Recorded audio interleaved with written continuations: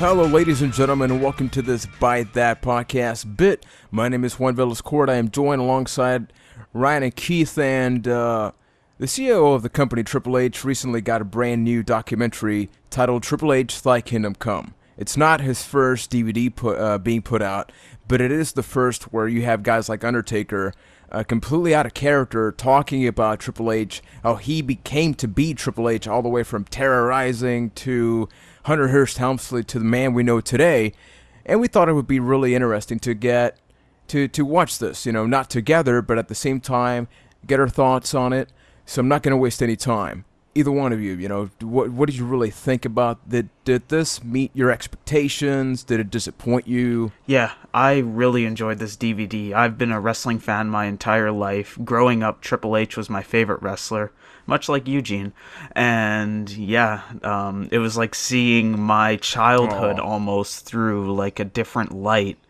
It goes into great detail about the whole Attitude Era and all of Triple H's stuff before that.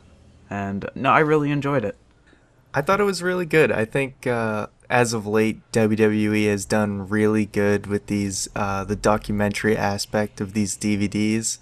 I was surprised at how long it was, but at the same time, they have so much to cover with his career. I think, what was the running time of the documentary? It was like over 2 hours. I think almost 3 hours.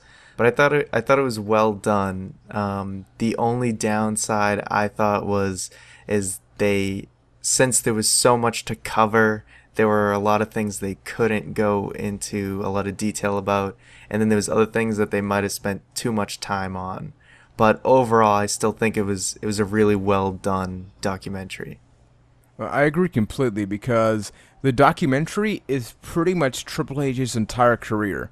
I mean, by the end of the DVD, the way Roland Regal talks, I almost laughed because it made it seem as if Triple H died or something. Yeah, really. Because it was like, this is how he'll be remembered. I'm like, he's still on our TVs every week, but I get what they were going for. This is a new Triple H now. Like, that full-time wrestler guy is done, so let's capitalize on his career, detailing every single thing.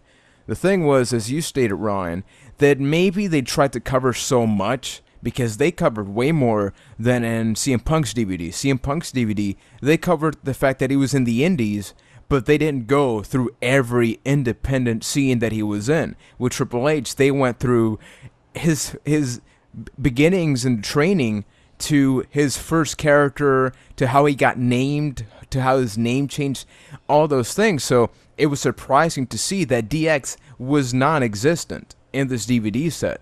The only time we really heard about DX was in the 2006 version with Shawn Michaels, because the other stuff was mentioned, but compared to everything else, we spent more time focusing on terrorizing on the documentary than the Attitude Era itself, and I sort of understand why. We've had so many DVDs talking about the Attitude Era, D-Generation X, we've had the rivalries, the OMG moment, so there's enough stuff in there that you don't really need to elaborate on. Maybe I'm wrong, maybe that's just me, but I did enjoy that we saw this completely off-script thing to where, Kevin Nash mentioned kayfabe once, that whole thing when they were going to go to WCW, they hugged, and how Triple H paid the price. That's the stuff that I love to listen to in these documentaries, the stuff that you're never going to see in a promo, you're not going to hear in a Hall of Fame speech, but you are going to hear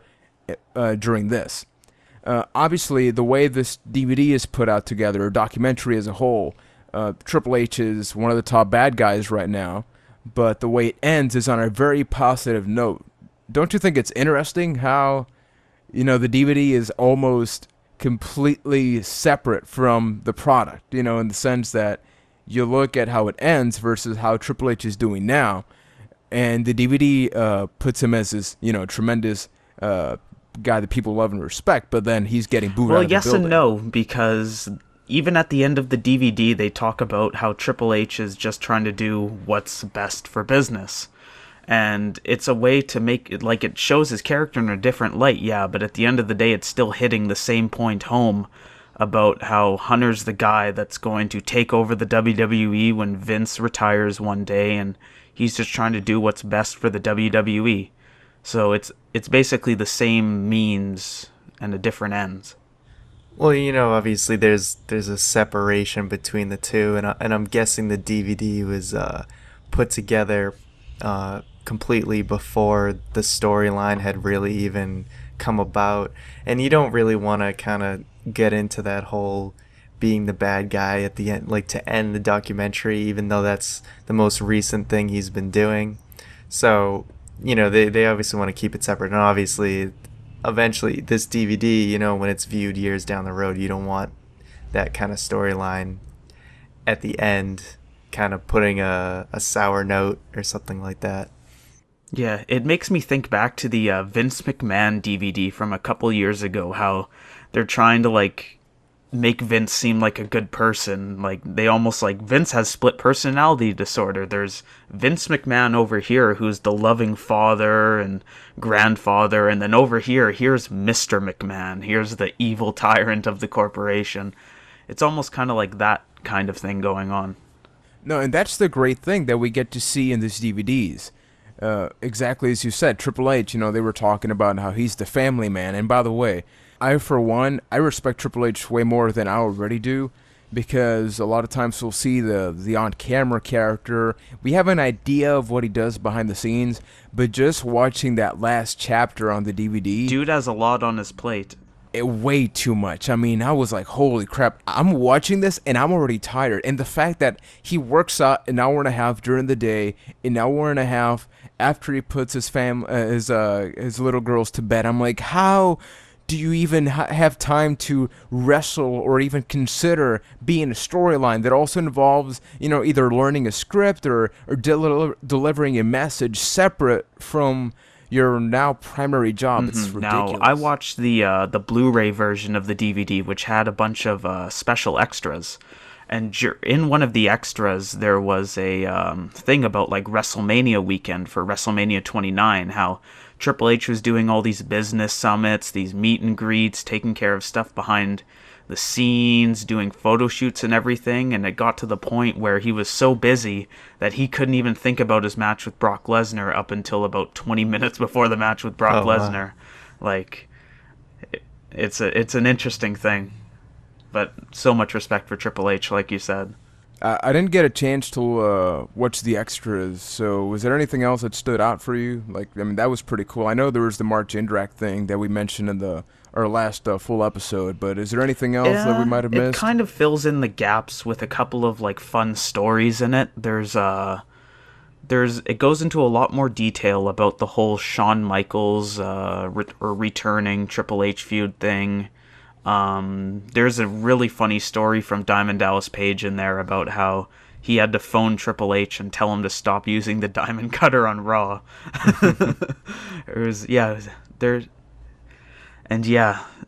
Just a bunch of gap filling in things, like you said, the Mark Jindrak thing in Evolution. They talk about where the name Evolution came from, and yeah. Now, quickly, I wanted to ask you guys, what did you feel they might have, and I'm talking on the documentary part of it, what do you feel like they might have spent too much time on, and maybe other things you feel like they glossed over a little too much? Because real quick, I think you'd all probably agree with me that they spent a little bit too much time on the whole chaperone acting part of it. Juan, it looks like you had something. Weirdly enough, Triple H states multiple times in the documentary that he's a wrestler first and then a businessman second, so that's how he currently perceives his work. But in the documentary, I would have liked if they actually touched his wrestling, like if he went more into detail about that, because it went a lot over how his character evolved, but how did he start doing the pedigree? How did he start doing the pose in the corner? Motorhead, I mean, hello, this is a guy, I mean, King of Kings, Evolution's theme, his wrestling theme, all that stuff. I don't know if that's in the extras, but that should be in the documentary itself, because that's the character, the evolution of that, no pun intended, of how the character came once he was Triple H. because I felt there was a big gap between that.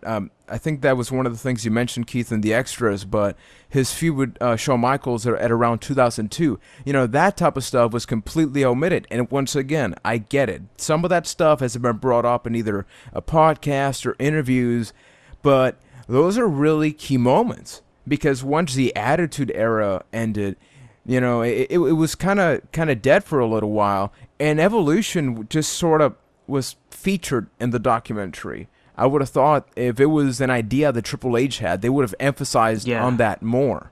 Because I'm like, holy crap, Evolution was the focus for years. I mean, that was an entire thing devoted to two future superstars.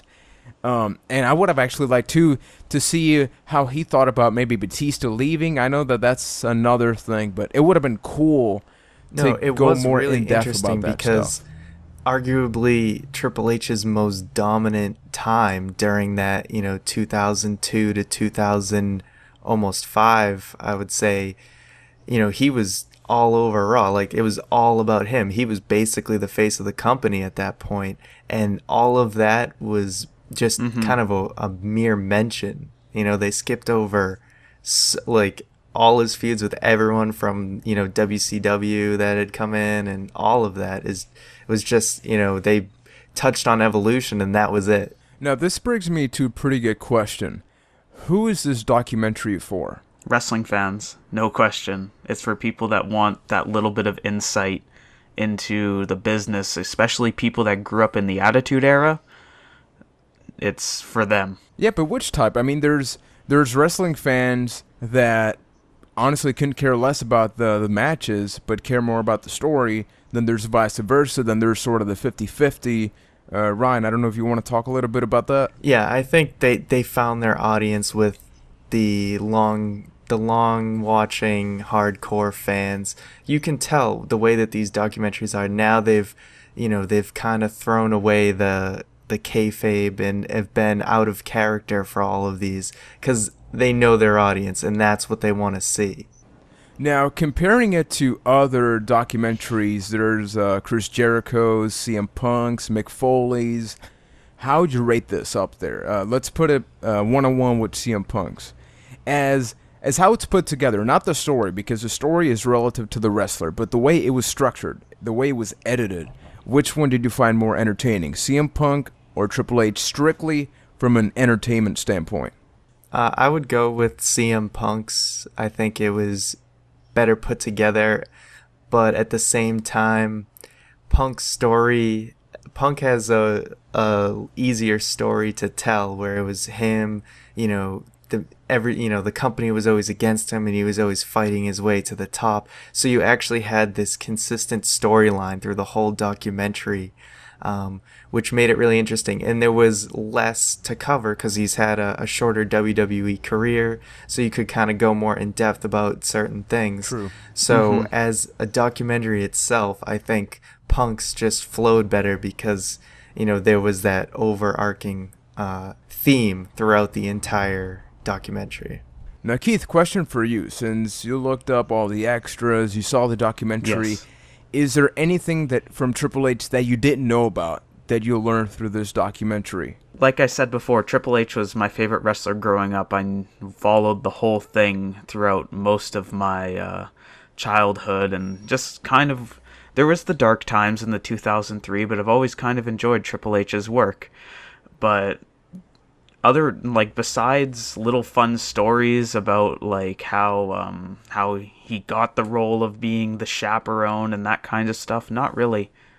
Overall, would you guys recommend this to anyone? Would you recommend that people buy it immediately, wait on Netflix when it's inevitably going to be released?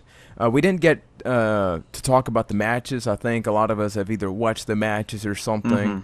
And that's obviously something that if you're a Triple H fan... There was a couple of very notable exceptions there. Like, for the amount of time they spend on the end of the era match at WrestleMania 28, it would have been a really nice inclusion in there. Or in the extras, Triple H says one of his favorite matches is Cactus Jack versus himself at the 2000 Royal Rumble. I think that would have been a great match in there. Which was or awesome. the best 2 out of 3 falls match from No Way Out 2001, with Stone Cold Steve Austin. I think that would have been another great match to have gone in there, but all excluded. That Royal Rumble match really was not on the DVD.